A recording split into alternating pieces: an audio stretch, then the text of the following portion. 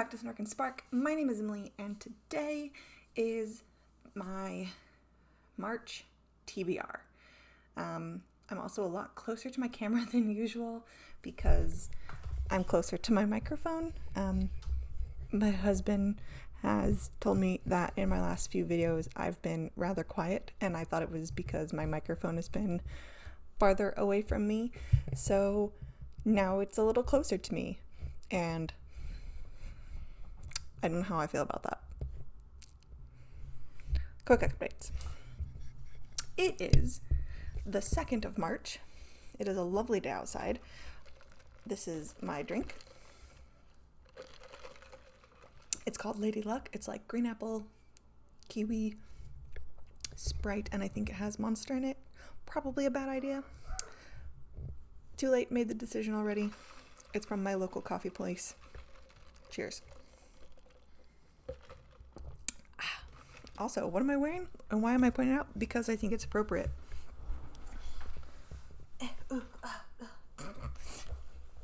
Pants, green, tie-dyed, made by Cloak.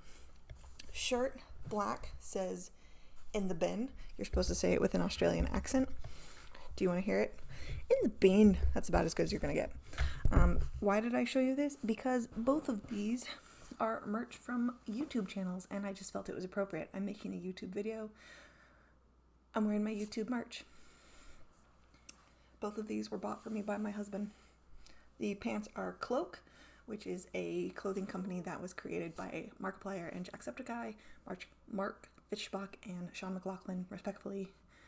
Clothing brand is called Cloak, and this shirt is from Mighty Car Mods, which is actually something I don't watch, but my husband does. But I watched the series that this phrase came from and could not stop repeating it, so he bought me the shirt.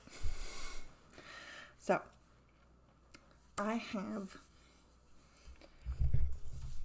don't want to sit too close. That made me uncomfortable. So I guess I'm just going to hold my microphone, and that's where we are today. Also, I apologize. I'm trying to do this quickly, but I should probably take a deep breath and slow down. There is not one, but 2 sick humans in this house, and neither of them are me.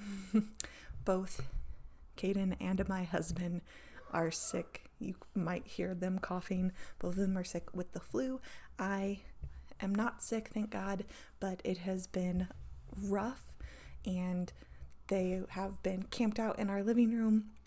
But they have both so kindly gone upstairs to hang out and watch Rocket League while I film, and I obviously don't want them to be upstairs and uncomfortable for too much longer. So we love them. They're great. Let's hope that they get better soon. Caden is doing a lot better. I do want to say that. Caden is doing a lot better. He got sick first. A few days later, Bryant got sick. Bryant is now in the trenches. Caden is doing much better. Here we go. First section of books I want to do first are going to be book club picks, or books that I have not picked for myself, essentially. And let's jump right in. Of course, it's got to be done this month. It has to be done this month. I'm so tired of saying it. I've been saying it since last November. Gallows Hill, Darcy Coates. It was part of the 2022 Goodreads Top 20 Horror. I need to do it. It has been staring at me. No more. It's getting read this month. For our family book club, which I mentioned, is a book club that is all of the women on my husband's side of the family. We have about 3 generations that are in it. It's his grandmother, his mom and his aunt, and then his sister and I. We have a book club where we take turns picking a different book each month. We all read it. We meet over Skype, Zoom, whatever, and have a discussion. His sister, my sister-in-law, picked the book this month, and she picked The 7-Year Slip by Ashley Poston. This is fairly new. Let me double check before I...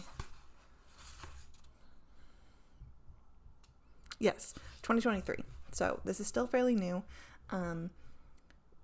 This is all about Clementine West. So she is a book publicist, and essentially her aunt, I think, passes away and has left her apartment to Clementine. So the aunt has died, has given Clementine her old apartment, but when she moves into the kitchen, she finds a strange man standing in the kitchen.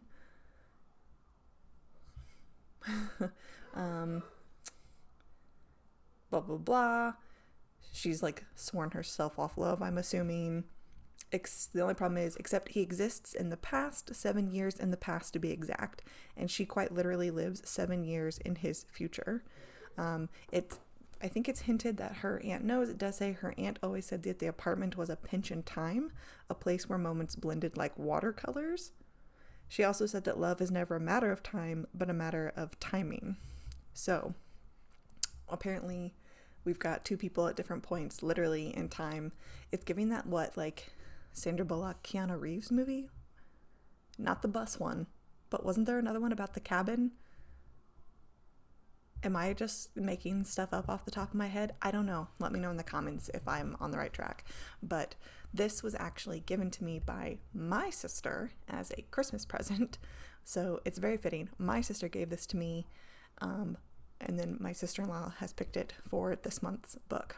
And then I'm a little nervous because I'm up next. I have to pick the next book, and I got no idea. Next I have Out There Screaming. This is an anthology of new Black horror. It's been edited by Jordan Peele, who is known as an actor, comedian, and also like horror producer, director, filmmaker. He did Get Out and Nope. Us and Nope. I was right. Get Out, Us, and Nope. Those are his films. He has put together this. It is a series of 19 short stories, all written by Black authors. Love that. This is actually the Literally Dead Book Club's February pick. It is run by Kayla, who is known for her YouTube channel Books and Lala. Congrats on 150k subs just recently. That's awesome. I do not normally jump in on time for her book club picks. I have read a couple of them in the past, and then I catch her live shows for them, which she has a live show scheduled for this exact book literally the day I am filming this, so I will not be catching it on time. But this one did catch my attention. I'd heard about it originally from Gavin, who does Gavin Reads It All here on YouTube as well. He read it, and I was just super intrigued by it. This just happened to be the pick, and I was like, I want to do it, so I grabbed it. I already read 2 of the stories in it. I am going to go through and rate each of the 19 stories. First one was kind of meh. Second one I just read this morning, and I really, really liked it. With short stories, I don't read a lot of short story collections. It's not in my wheelhouse, but I find it best for me and my brain, if I read like only one a day instead of trying to read multiple in a day. They get kind of jumbled, and then I can't separate the different authors' voices from each other because my brain wants to treat it as if it's just chapters in a book instead of insular separate stories, especially when they're written by different people. And I want to make sure that each story gets its own time and attention from me, and that way I'm not just going, I didn't like this one because the one before it was kind of crap. Like, they are all completely separate and deserve their own attention. So, okay, now let's talk my backlog. So, books that I have mentioned or had picked already to read for this year and still have not finished. So let's go over those.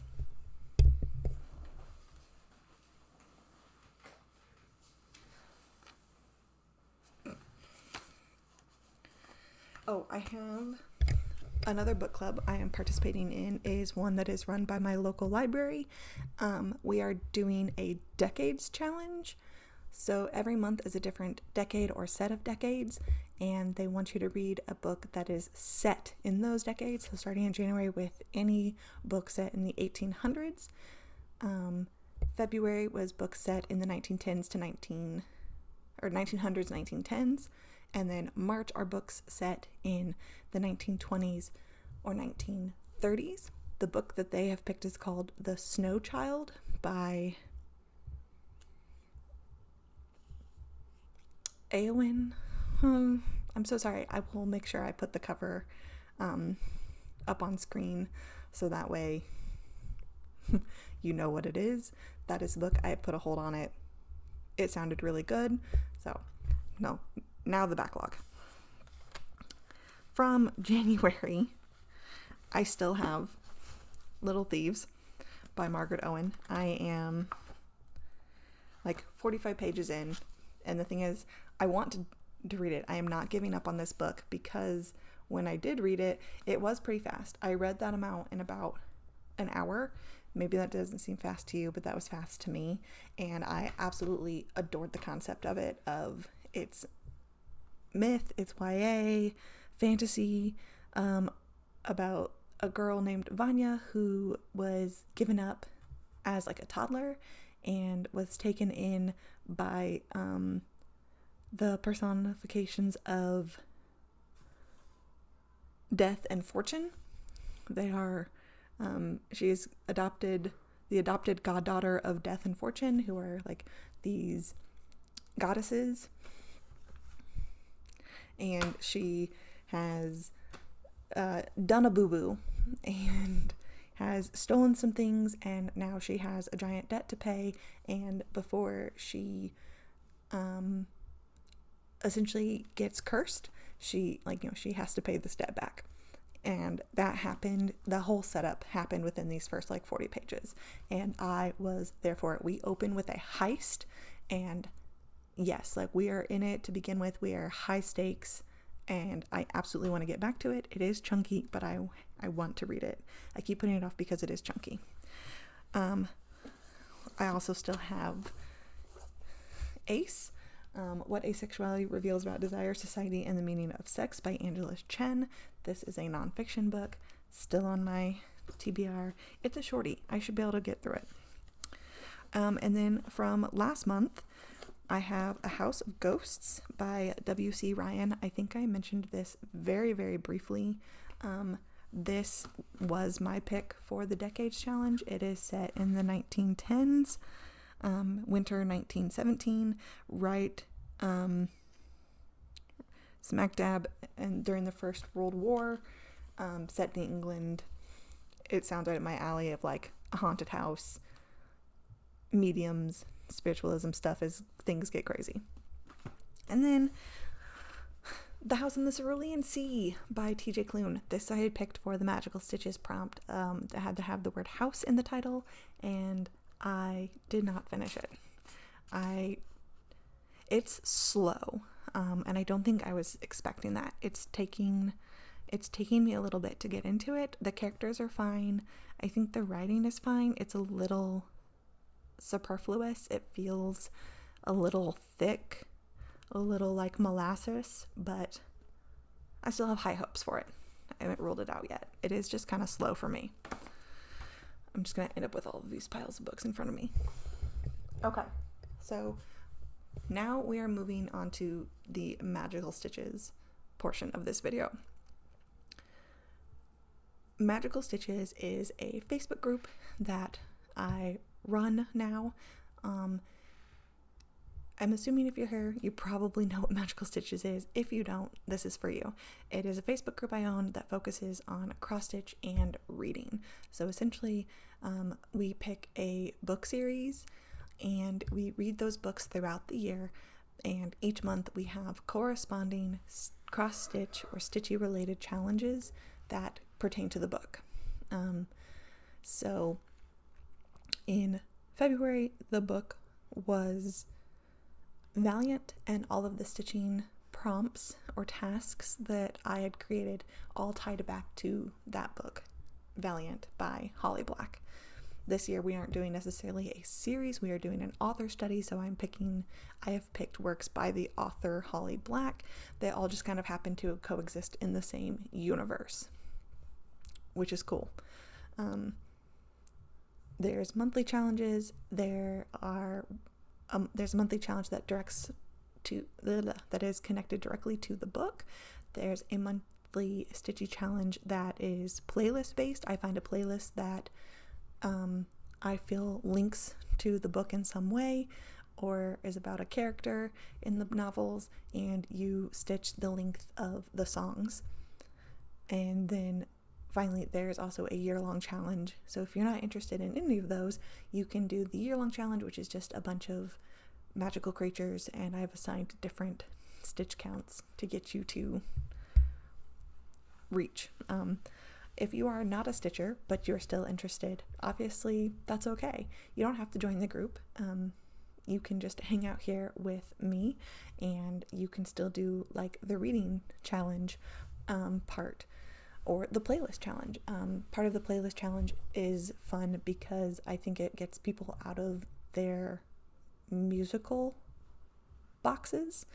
A lot of us find what works for us and stick in that lane, and that's totally fine.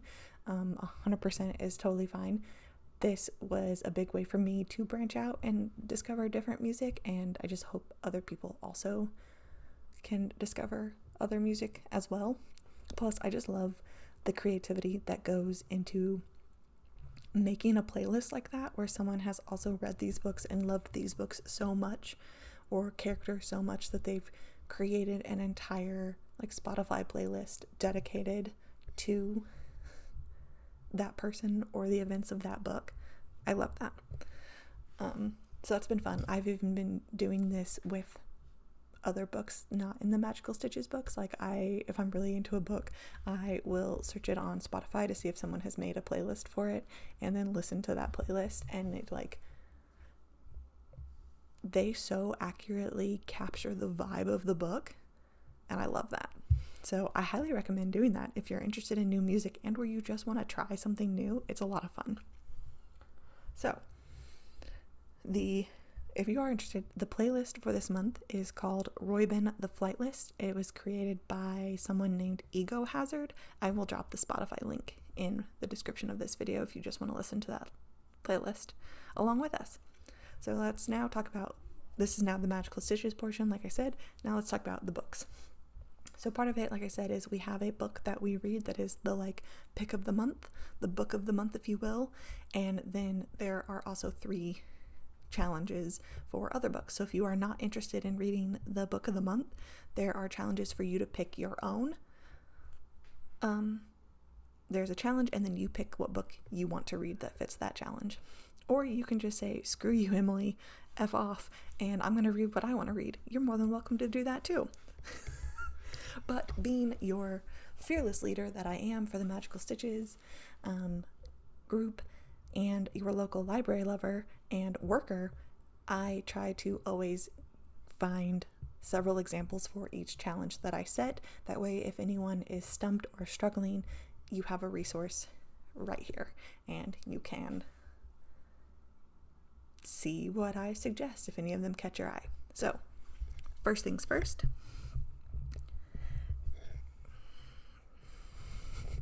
I keep wanting to set this down, and then I remember. So I'm a little off because I'm technically reading a month ahead of what everyone in the group is reading. So that way I can go ahead and generate ideas for tasks and prompts and things. The book of the month for March is Ironside, which is book number 3 in the Modern Fairy Tales trilogy by Holly Black. And that's what is being read by everyone else. I am reading April's book, and I'm not going to mention that here because I don't want to confuse anyone. Don't read the April's book. But for the other challenge. Challenge number 1 is a cover color challenge. So you need to find a book that is either bright green, purple, or gold. Those are specific, and I'm just going to tell you the only one that you really need to be careful with is the green. Do not pick a dark green. Do not pick a light green. Those colors may come up later in the year. Hint, hint, wink, wink, nudge, nudge. Don't pick a book with dark green or light green, especially light green, because we might see that very, very, very soon.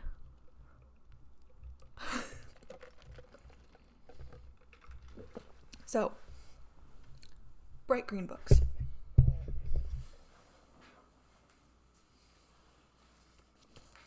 Mind you, you do not have to read a bright green, a purple, and a gold, just one color.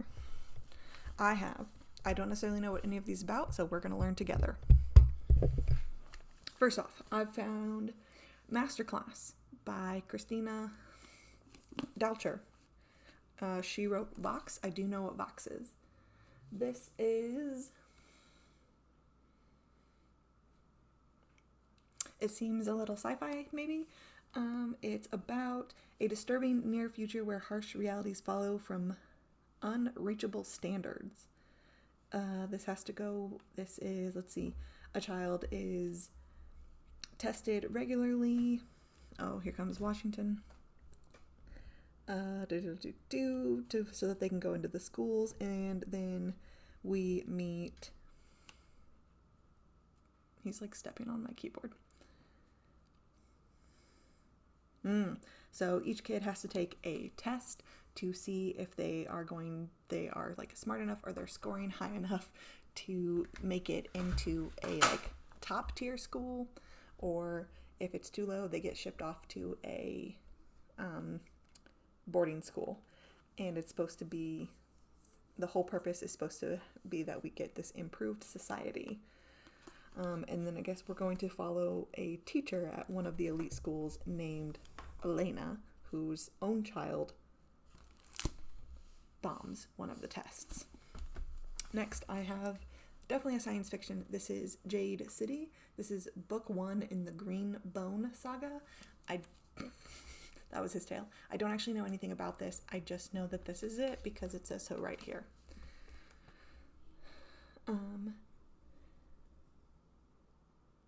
We've got Jade. Oh, the actual stone. Duh. Toodaloo. There's this war happening.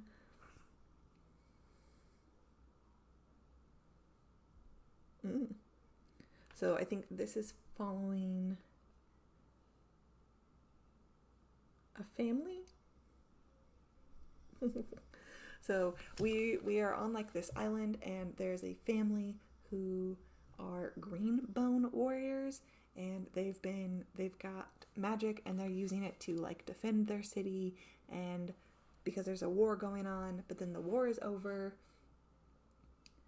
this family is trying to get control, and then all of a sudden a new drug emerges that lets anyone be able to handle Jade, and I guess stuff happens. I don't know. Sorry, these are going to be really poor synopses because I'm trying to do it quickly, and of course my cat is also going to end up turning my camera off if I'm not careful. Then I've got a bright green cover. This is a mystery. This is a cozy mystery. This is Death of a Green-Eyed Monster by M.C. Beaton. It is a Hamish Macbeth murder mystery. It looks like with R.W. Green. Spend some time in the Scottish village of Lockdove. Mystery series featuring Hamish Macbeth. He's our most quick-witted but unambitious policeman in Scotland. So this is all about this Scottish policeman, and then I guess a female constable joins the team, but no one thinks she's gonna make it, and a murder happens. Death of a Green-Eyed Monster is also a reference to like envy or jealousy, so that is probably a big clue to how that book is about. Okay, then I have purple. Same thing. I try and also find books of different genres, so if any of these capture your attention, I don't want to like shoehorn anyone into one specific genre.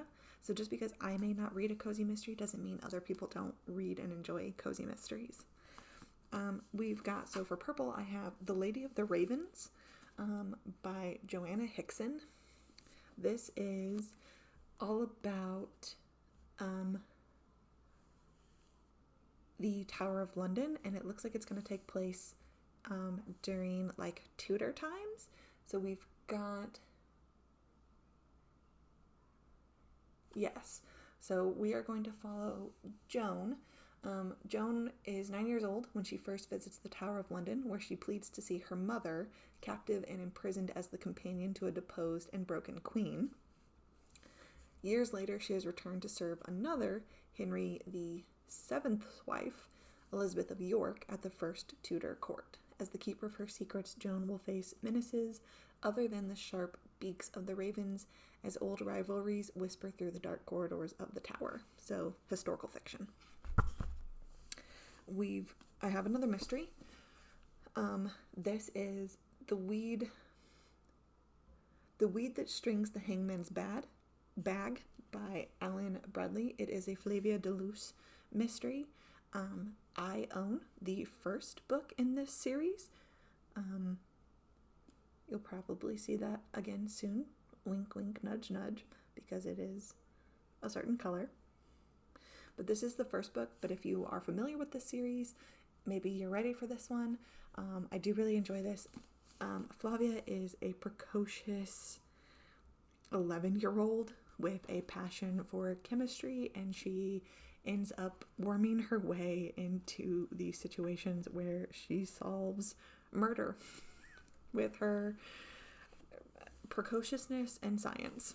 And I really enjoyed the first one. It was cute. It was a little convoluted, of course. What 11-year-old chemist? Oh, the first one, the sweetness at the bottom of the pie. I don't know what number this one is.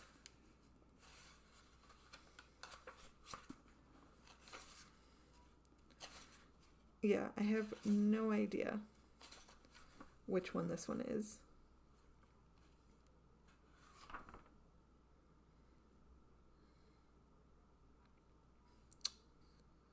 Don't know, but it's in that series.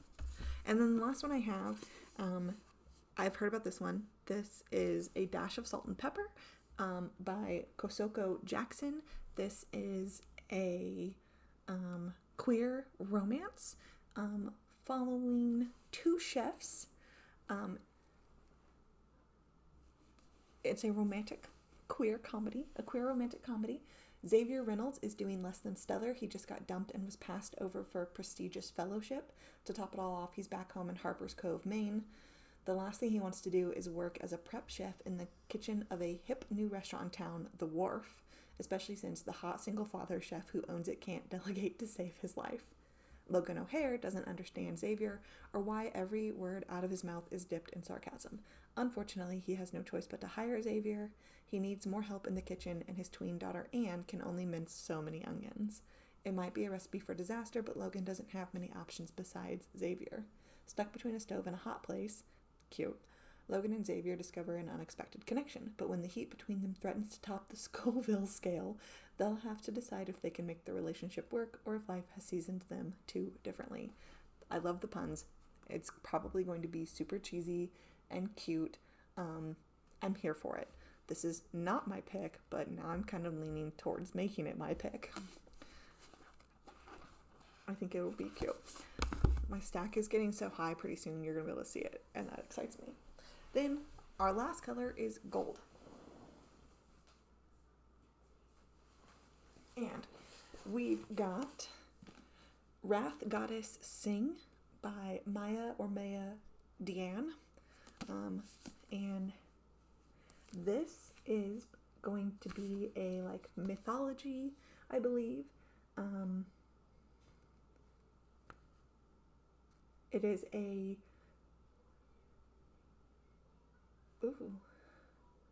okay, so this is a queer trans retelling of Achilles. I did not know that when I picked it up, but now I'm intrigued. So the gods wanted blood, she fought for love. Achilles has fled her home and her vicious Myrmidon clan to live as a woman with the Kalai, the transgender priestesses of Great Mother Aphrodite. When Odysseus comes to recruit the prince for a war against the Hittites, Achilles prepares to die rather than fight as a man. However, her divine mother, the Silent One, Athena, intervenes, transforming Achilles' body to match her soul and promising her everything: glory, power, fame, pleasure, victory in war, and most important, a child born of her own body. Reunited with her beloved cousin Patroclus and his brilliant wife, the sorceress Meriapa, Achilles sets, and I'm sorry if I'm butchering those names, Achilles sets out to war with a vengeance. And I'm not going to read the rest of it, but like, what? I'm here for that. This was not on my radar, but it is now. Did we see him yet? Oh, almost.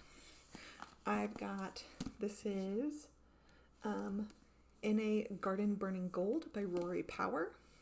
I know it's got blue on it, but I think I would count this as gold because it's primarily gold. And it's in the title, and I love that.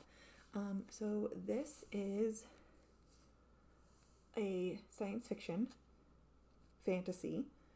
I don't do a lot of science fiction and fantasy, so I did want to make sure I grabbed several of those in case that's what people are interested in. This has to do, it's the first of a new duology. Twins imbued with incredible magic and near immortality will do anything to keep their family safe, even if it tears the siblings apart, in the first book of a mythic epic fantasy duology. So essentially,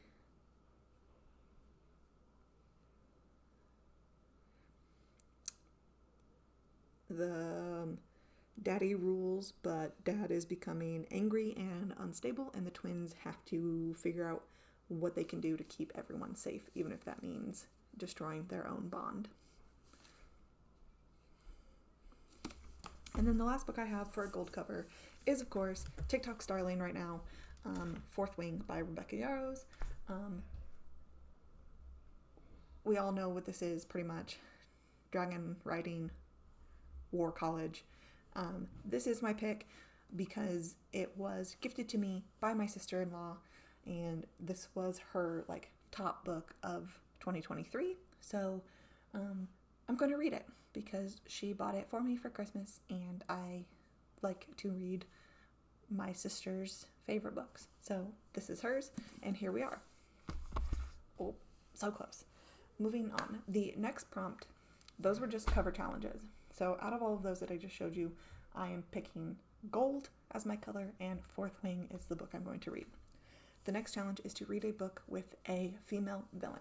I have several options here because I'm afraid that some people are going to think it's going to be hard to find a book with a female villain, and I wanted to provide a lot of options to show you that it is indeed not as difficult as you might think.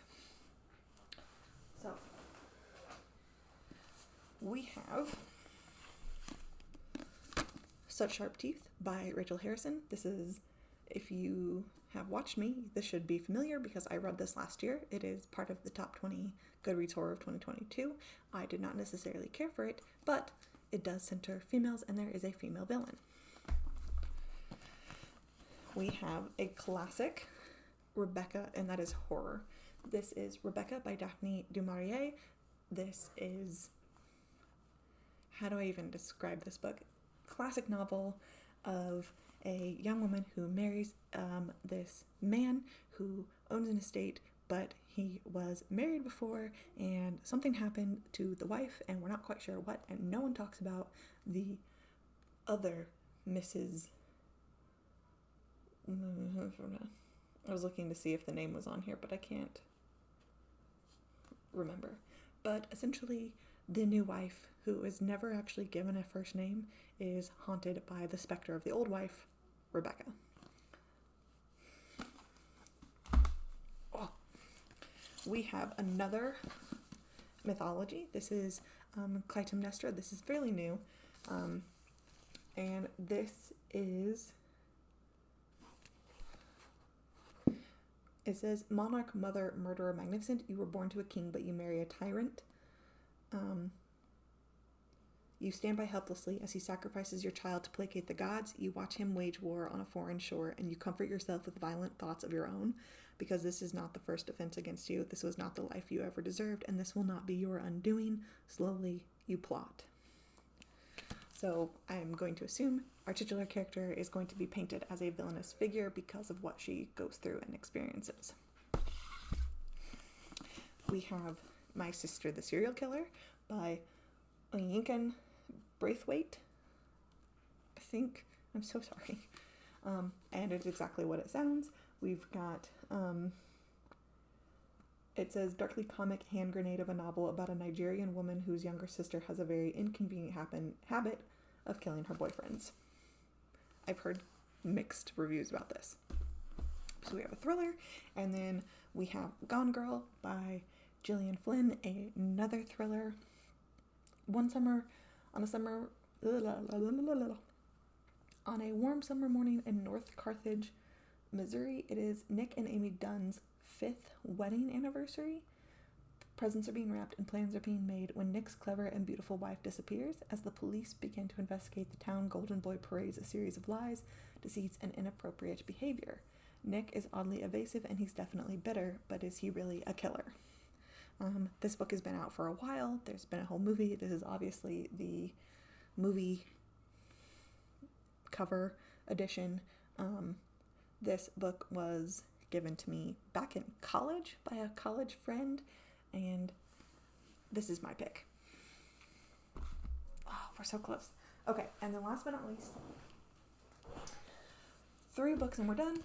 The last prompt is always a word must be in the title, and the word for this month is door. I have 3 books here across various genres. We've got A Door Within a Door by Yelena Moskovich, and this is following Olga. She immigrated from the Soviet Union, and she has grown up and has started to settle down when a man from her past shows up. A man from her past when she was a child in the Soviet Union shows up and has to do with what happened to her brother when he disappeared and things like that. It looks like it is written very interestingly. I bet this would be right up my alley, mainly just because it's in this weird format. We've got some weird pages, but then it's like blocky paragraphs, almost like stage directions. Ooh. So this might be cool. This is not my pick, but it might be on my radar now. I just add things to my list. We've got Tom Holt, The Portable Door. This is I don't know.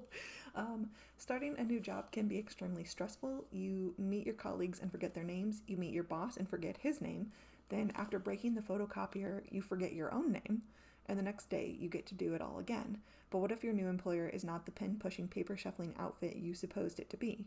What if it is an elaborate front for something far more sinister? Not that Paul Carpenter, new recruit at J.W. Wells & Co., would even notice. He's become obsessed with wooing the enigmatic Sophie, a bizarre, angular woman with all the sexual appeal of a hole punch. So it seems magic surrealism set in a workplace, in like a corporate office workplace. And then I have Lock Every Door by Riley Sager. If this looks familiar, it should, because I used this as an example of a fuchsia cover from February. So you just saw this. But this is my pick because it is door. And we are following a woman who is going to be house sitting an apartment. But this is my pick for the month. So there you have it. This is my towering stack of books that has slowly taken over my desk. That's what I'm going to attempt to uncover in the month of March. And I'm going to go because this was double the amount of time I told my boys it would take, and I would like them to be able to come back downstairs and be comfy and cozy and rest and not angry with me for taking too long. So thank you so much for watching. Thank you so much for hanging out. I will be back very, very soon with my February reading vlog. I don't do weekly ones. I just make one long vlog over the entire month of everything I read. So if that's something you're interested in, that'll be coming in the next few days. I read a total of 9 books. Yes. So I will see you all very, very soon. Happy reading, happy watching, happy listening, happy stitching, happy doing whatever it is that makes you happy doing. Be easy with your hearts.